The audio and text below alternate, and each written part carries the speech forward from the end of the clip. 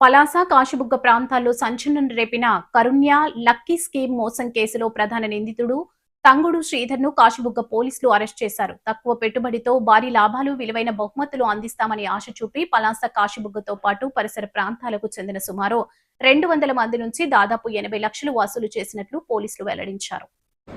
కాశీబుగ్గలో తంగుడు శ్రీధర్ అనే వ్యక్తి కారుణ్య mobile lucky scheme అని ఒక స్కీమ్ పెట్టి ఇతను మార్చి 2023లో స్కీమ్ స్టార్ట్ చేశారు. 4 నెలల గురించి అందరితో సుమారు 200 మంది దగ్గర నెలకి 7 చొప్పున కట్టించుకున్నాడు.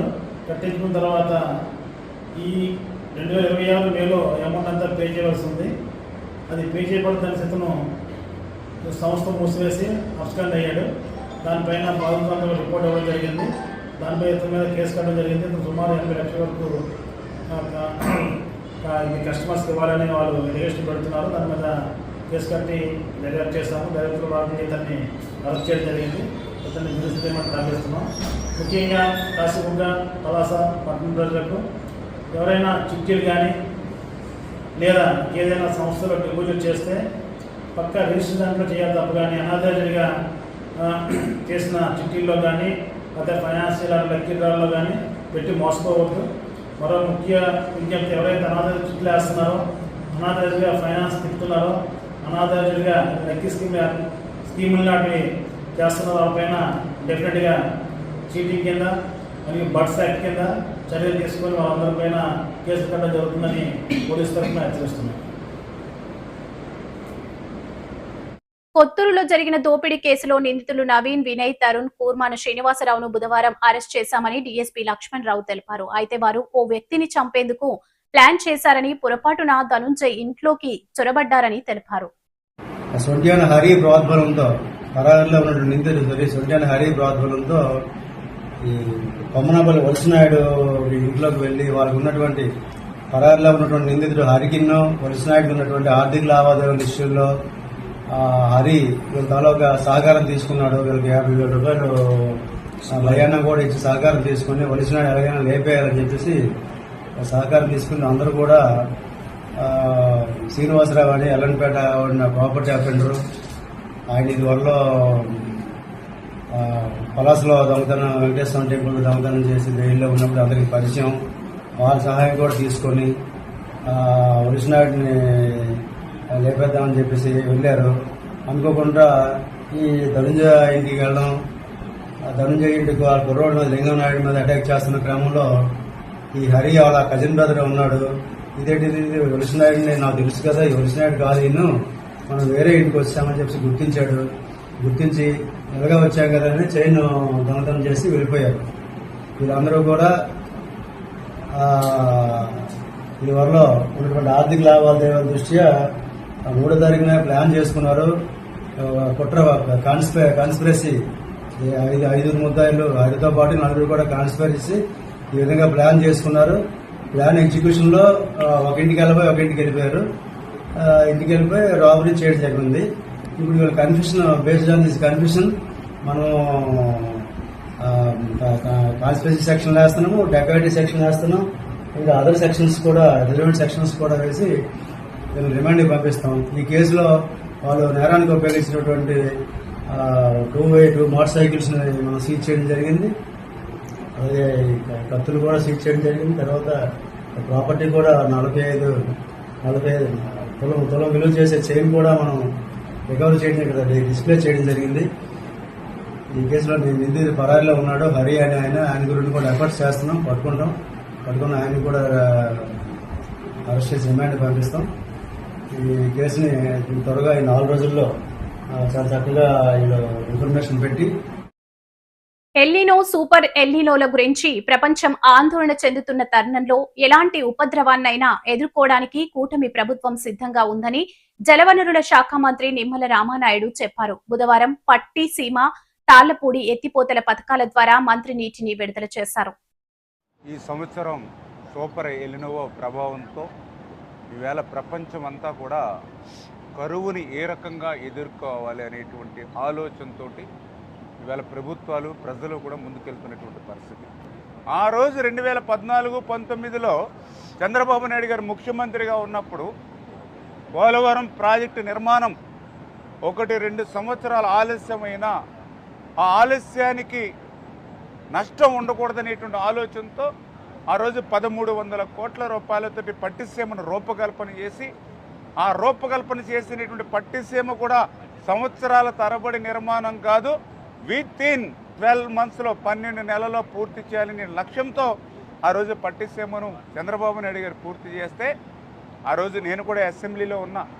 ఆ రోజు ప్రతిపక్ష నాయకుడిగా ఉన్నటువంటి గొడ్డల పార్టీ నాయకుడు జగన్మోహన్ రెడ్డి ఏం మాట్లాడాడు? ఆ రోజు పట్టిసీమ ఒట్టిసీమ అన్నాడు, పట్టిసీమ పనికి మాలినటువంటి సీమ అని చెప్పాడు. మరి ఈరోజు అదే పట్టిసీమ ఆ రోజు నుంచి ఈ రోజు వరకు 450 టీఎంసీల నీరుని గోదావరి నుంచి కృష్ణాకి ఇచ్చింది. మరి 450 టీఎంసీలు ఇచ్చినటువంటి పట్టిసీమ ఎట్లా ఒట్టిసీమ అవుతుందో ఈవేళ జగన్మోహన్ రెడ్డి సమాధానం చెప్పాలి. ఏ రకంగా అయితే ఈవేళ కృష్ణా ఎగువనున్నటువంటి కర్ణాటకలో ఉన్నటువంటి ఆల్మెట్టి దగ్గర నుంచి ప్రకాశం బ్యారేజ్ వరకు ఏ రిజర్వాయర్లోనూ ఒక చుక్క నీరు లేనటువంటి సమయంలో ఈవేళ రోజుకి 8000 క్యూసెక్కుల నీరు ఈవేళ గోదావరి నుంచి కృష్ణాకి ఇస్తున్నటువంటి పట్టిసీమ ఏ రకంగా ఒట్టిసీమో ఏ ముఖం పెట్టుకుని ఈరోజు జగన్మోహన్ రెడ్డి ఈవేళ ఈ రైతులకి ప్రజలకి సమాధానం చెప్తాడని చెప్పి ఈరోజు సూటిగా జగన్మోహన్ రెడ్డి గారిని ప్రశ్నిస్తూ ఉన్నటువంటి పరిస్థితి. ఎందుకంటే ప్రతి సంవత్సరం ఒక ఎత్తు, ఈ సంవత్సరం ఒక ఎత్తు. ఈవేళ ఏ పేపర్ తిరిగేసినా, ఏ ఎలక్ట్రానిక్ మీడియా ఆన్ చేసినా, ఎక్కడ చూసినా బీడు వారినటువంటి భూములు, గుక్కుడ మంచినీళ్ళ కోసం దాహార్తితో బిందులు పట్టుకుని రోడ్ల మీద నడుస్తున్నటువంటి మహిళలు, ఎక్కడ చూసినా కూడా అడుగంటినటువంటి భూగర్భ జలాలు. ఇటువంటి స్థితిలో అనిశ్చితమైన వర్షం ఉన్నటువంటి స్థితిలో ఈవేళ పట్టిసీమ గోదావరి వృధాగా పోయేటువంటి నీటిని ఈవేళ కృష్ణా డెల్టాకు అందించి రేపు భవిష్యత్తులో పట్టిసీమ ద్వారా కృష్ణాకి ఇచ్చినటువంటి నీటిని పైన శ్రీశైలంలో సేవ్ చేసుకుని దాన్ని రాయలసీమకు అందించేటువంటి విధంగా మరి చంద్రబాబు నాయుడు గారు పట్టిసీమ రూపకల్పన చేస్తే ప్రతి విషయాన్ని రాజకీయం చేసి ప్రతి విషయం మీద కూడా అబద్ధాలు అసత్యాలు చెప్పి బ్రతికేటువంటి జగన్మోహన్ రెడ్డికి ఒక నిజస్వరూపం ఈ సూపర్ ఎలునోవా కూడా బయట పెడుతూ ఉన్నటువంటి పరిస్థితి అని చెప్పి మీ ద్వారా ఈ సందర్భంగా తెలియజేసుకుంటూ, ఆ రోజు మేము 1300 కోట్ల రూపాయలు పెట్టి పట్టిసీమ నిర్మాణం చేస్తే ఈ 5-6 సంవత్సరాల్లో 50,000 కోట్ల సంపదను ఇవాళ పట్టిసీమ కృష్ణా డెల్టా స్థిరీకరణతో ఇవాళ బనగానపల్లిలో రైతులకు పట్టాదారు పాస్ పుస్తకాలను ముఖ్యమంత్రి నారా చంద్రబాబు పంపిణీ చేశారు. ఈ సందర్భంగా నిర్వహించిన సభలో మాట్లాడుతూ గత వైసీపీ ప్రభుత్వంపై తీవ్ర విమర్శలు చేశారు. గత పాలకుల నిర్ణయాలతో ప్రజలు తీవ్ర ఇబ్బందులు ఎదుర్కొన్నారని సీఎం చంద్రబాబు అన్నారు. పార్టీ తెలుగుదేశం పార్టీ ఒకప్పుడు సిద్ధాంతపరంగా నక్సలైట్స్ ఉండేవాళ్ళు, దానివల్ల నష్టం అని చెప్పాను, వినలేదు. వినకపోతే లా అండ్ ఆర్డర్ మెయింటైన్ చేశారు. కడాన నన్నే చంపడానికి 2003లో 23 క్లేమోర్ మైన్స్ పెడితే నేను భయపడలేదు. సాక్షాత్ వెంకటేశ్వర స్వామి నన్ను కాపాడాడు. ఇది చరిత్ర. ఇప్పుడు ఆ పార్టీ కూడా లేకుండా పోయే పరిస్థితి వచ్చింది. ఏది కూడా మనం గుర్తుపెట్టుకోవాలి, ప్రజాస్వామ్యంలో హింసకు తావు లేదు. ప్రజల ఆస్తులకి ప్రాణాలకి రక్షణగా ఉండాలి. ఆడబిడ్డలు స్వేచ్ఛగా తిరగాలి. 1924లో ఎక్కడ చూసినా గంజాయి పంట పండించారు, ఏజెన్సీ ఏరియాలో పండించారు, దేశానికి ప్రపంచానికి ఉత్పత్తి చేశారు. డ్రగ్స్ వచ్చాయి, ఎక్కడ చూసినా చెడిపోయే పరిస్థితికి వచ్చారు. నేను ఎన్నోసార్లు చెప్పాను, గంజాయి తీసుకున్న వ్యక్తికి తల్లికి భార్యకు తేడా తెలియదు. తల్లిదండ్రులంటే వాళ్ళు లెక్క పెట్టుకోరు. అలాంటప్పుడు ఇలాంటి వ్యక్తులు వాళ్ళని ప్రోత్సహించి ఇప్పుడు కూడా రౌడీల్ని, గంజాయి బ్యాచ్ని, డ్రగ్స్ సేవించే వ్యక్తుల్ని బ్లేడ్ బ్యాచ్ల్ని వైఎస్ఆర్ కాంగ్రెస్ పార్టీ ప్రోత్సహించే పరిస్థితి వచ్చింది. ఇక్కడుండే మీరు గుర్తుపెట్టుకోవాలి, 2 ఏళ్లలో ఎక్కడా లా అండ్ ఆర్డర్ ప్రాబ్లం లేదు. అదే వీళ్ళు అధికారంలో ఉంటే శ్రీరాముడి తల తొలగించారు, అంతర్వేదిలో రథాన్ని దగ్ధం చేశారు, దుర్గమ్మ గుడిలో వెండి సింహాల్ని మాయం చేశారు. ఒక్కదానిపైన కూడా చర్య లేదు. నిన్నే ఆదోని శివాలయంలో ఒక యువకుడు ఏకంగా అక్కడ పెట్టే దీపం, ఆ దీపంలో పోయి సిగరెట్ వెలిగించుకునే ధైర్యం చేశాడు. అదే ఈ ప్రభుత్వంలో ఎవరు చేసినా వాళ్ళని వదిలిపెట్టమని మరొక్కసారి గట్టిగా హెచ్చరిస్తున్నాను. ఇంకొక పక్క దేవాలయాలన్నీ అపవిత్రం చేశారు. ఏకంగా తిరుమల లడ్డునే కల్తీ చేశారు. నెయ్యి కల్తీ, నెయ్యి కొనే పరిస్థితికి వచ్చారు. ఎప్పుడైనా సరే మత విద్వేషాలు రెచ్చగొట్టడం, మనోభావాలు దెబ్బతీయడం మంచి పద్ధతి కాదు. ఇలాంటి ఘోరాలు చాలా జరిగాయి. అలాంటి ఘోరాలు జరిగితే ఈరోజు మనం అన్ని కూడా ప్రక్షాళన చేశాం. ఇప్పుడు సోషల్ మీడియాలో కొంతమందిని పెట్టుకున్నారు. నిన్నెవరో నేను చూశాను, ఎప్పుడు నాకు ఇలాంటి వాళ్ళతో ఎప్పుడు చూడలేదు.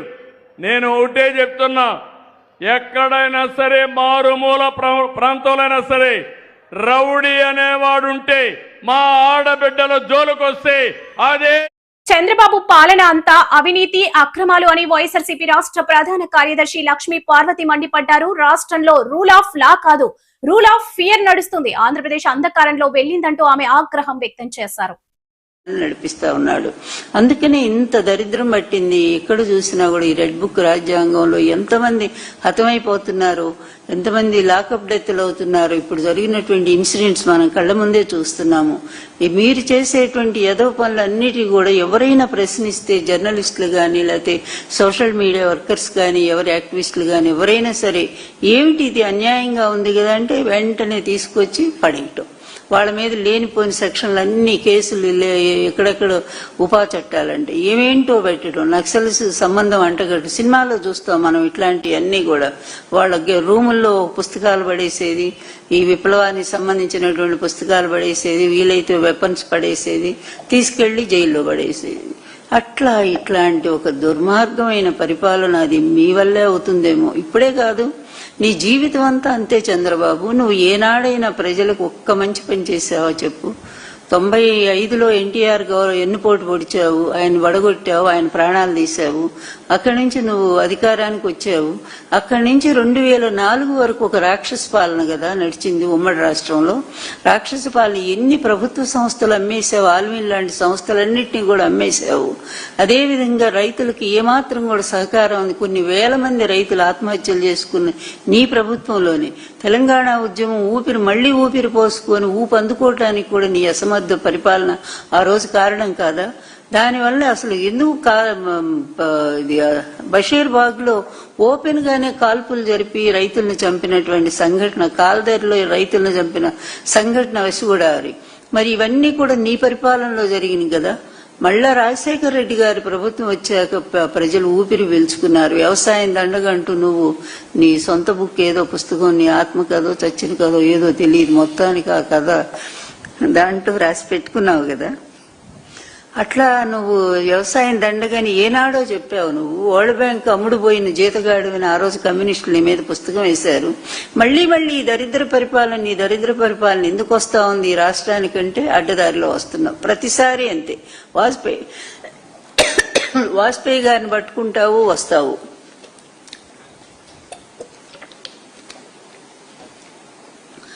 మళ్లీ వస్తావు, మళ్ళా బీజేపీని తిడతావు, పిచ్చి తిట్లన్నీ తిడతావు, మళ్లీ వాళ్ళ కాళ్ళు పట్టుకుంటావు.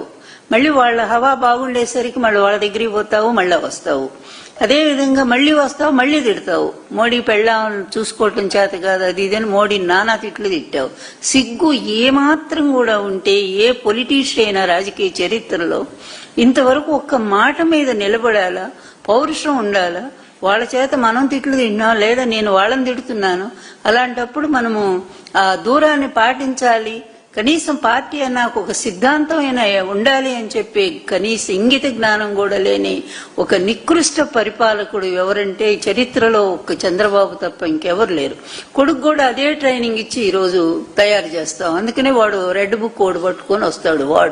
వాడికి ఏం తెలుసు? విజయనగరంలో కానిస్టేబుల్ అభ్యర్థులు డివైఎఫ్ఐ ఆధ్వర్యంలో గురువారం నిరసన తెలిపారు. ప్రభుత్వం ప్రకటించిన 2000 కానిస్టేబుల్ పోస్టులు వద్దని తక్షణమే 10,000 కానిస్టేబుల్ పోస్టులు భర్తీ చేయాలని కానిస్టేబుల్ అభ్యర్థులు కోరారు. ప్రకటించిన పోస్టుల్లో సగం రిజర్వేషన్ కోటాలోనే పోతే మిగిలిన అరకొర పోస్టులు ఏమాత్రం నిరుద్యోగులకు ఊరట కల్పించవని ఆవేదన చెందారు.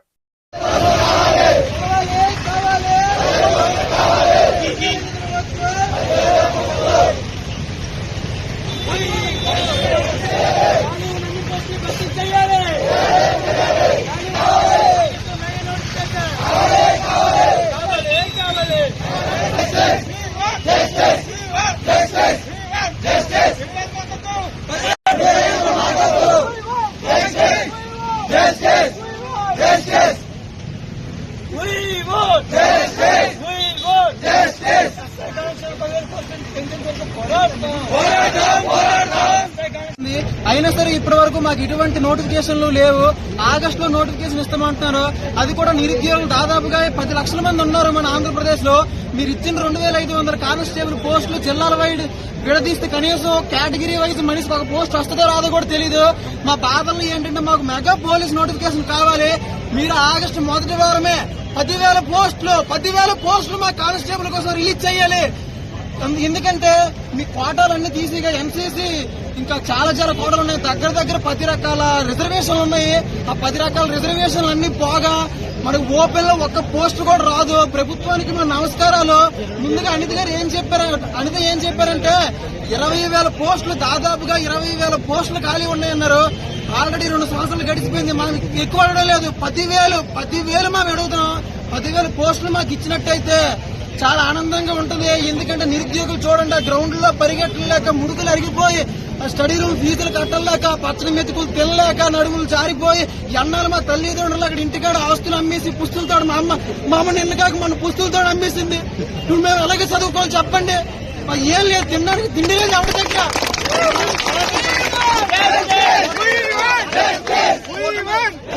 కూటమి ప్రభుత్వానికి మేము ఎందుకు నిలిచిపెట్టాం? మా నిరుద్యోగుల బాధ అందరికీ తెలుస్తుందని మా పవన్ కళ్యాణ్ అన్నాడు, మా అనిత మేడం గారు ఉన్నారు, మన లోకేష్ గారు ఉన్నారు. మా కోసం ఏదైనా ఆదుకుంటారు, మా కోసం నోటిఫికేషన్ వస్తాయి. ఆల్రెడీ 2.5 సంవత్సరాలు గడిచిపోయింది. ఇప్పటి వరకు ఎటువంటి నోటిఫికేషన్ లేదు. ప్రభుత్వం ఏర్పడిందంటే 1 సంవత్సరం వేస్ట్ అండి. ఎందుకంటే ఎమ్మెల్సీ ఎలక్షన్లు, పంచాయతీ ఎలక్షన్లు పోగా 6 నెలల నోటిఫికేషన్ కూడా అసలు ఏమి ఉండదండి. 4 సంవత్సరాల్లో 3 సంవత్సరాలు గడిచిపోయిందండి. 2 సంవత్సరాల్లో ఇంకొక సంవత్సరానికి నోటిఫికేషన్ అయితే ఇంకొక సంవత్సరమే అవుతుందండి. అసలు అది పాసిబుల్ కాదు. ప్రతి సంవత్సరం మీరు ఇస్తారన్నది ఇప్పుడు ఆల్రెడీ 3 సంవత్సరాలు గడిచిపోయింది. 2 సంవత్సరాల్లో ఈ నోటిఫికేషన్ అయితే ఇంకోటి ఇస్తే ఇచ్చినారు, లేకపోతే లేదు. మాకు తక్షణమే 10,000 కానిస్టేబుల్ పోస్టులు కావాలి. మెగా పోలీస్ నోటిఫికేషన్ కావాలి. తన కంఠంలో ప్రాణముండగా మళ్లీ బీఆర్ఎస్ పార్టీలోకి వెళ్లేది లేదని టీఆర్ఎస్ చీఫ్ కవిత స్పష్టం చేశారు. తను మళ్లీ పార్టీలోకి వెళ్తానంటూ కొందరు తప్పుడు ప్రచారం చేస్తున్నారని ఆగ్రహం వ్యక్తం చేశారు. టీఆర్ఎస్ అనే పేరు తనకు రాకుండా కుట్రలు చేస్తున్నారని విమర్శించారు. అవినీతి అనకొండ అయినటువంటి హరీష్ రావు గారు వచ్చి పల్లికి తీసుకుంటే ఆయన ప్రెస్ మీట్ పెడతాడు. ఇక పాలమూరు ప్రాజెక్టులో అన్యాయం చేసింది ఆ గుంటనక్క, కాళేశ్వరంలో అన్యాయం చేసింది ఆయన.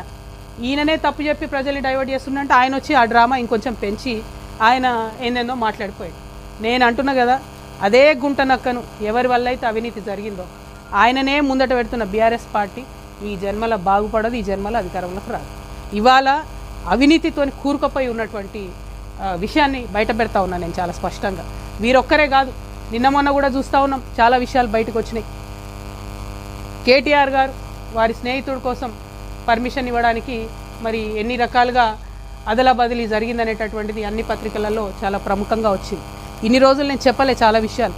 ఇవాళ ఎందుకు చెప్తా ఉన్నా అంటే, అన్న మాట్లాడుకుంటూ ఒక మాట చెప్పారు మా జనార్దన్ అన్న గారు, మేము పార్టీ పెట్టుకున్నాం, మమ్మల్ని మీరు పార్టీలకు వెళ్ళి తీసేసి అవినీతి గురించి మాట్లాడినందుకు. నేను ఆగిపోలేదు కదా, నేను సాగాలి కదా, ప్రజల మధ్యలో ఉండాలనుకుంటున్నా.